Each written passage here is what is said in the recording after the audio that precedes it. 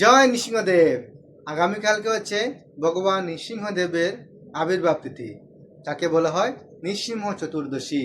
প্রহ্লাদ মহারাজকে রক্ষা করার জন্য ভগবান শ্রীহরি অর্ধেক নর অর্ধেক সিংহ রূপে এই পৃথিবীতে আবির্ভূত হয়েছিলেন। সেই জন্য বলা হয়েছে নৃসিংহ ভগবান। নৃসিংহ ভগবান সবাইকে রক্ষা করেন। আপনি ভক্ত হন অভক্ত হন, যেই নৃসিংহদেবের স্মরণ করে তাকেই ভগবান নৃসিংহদেব রক্ষা করেন।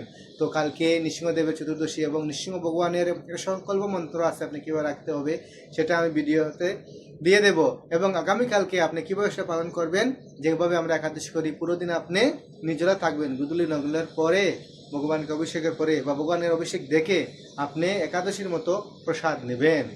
আর পরদিন গিয়ে সূর্য উদয়ের পরে আপনি অন্য প্রসাদ পেতে পারেন।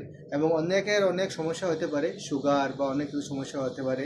তো তারা যারা যারা পারবে না তারা দুপুরবেলা বা বিকেলবেলা যে কোনো সময় ওই একাদশী প্রসাদই নিতে পারবে। মনে করেন ফল ফুল এগুলা নিতে পারবে। আর যারা পারবে তারা সন্ধ্যার পরেই নেওয়াটাই উত্তম। হরে কৃষ্ণ।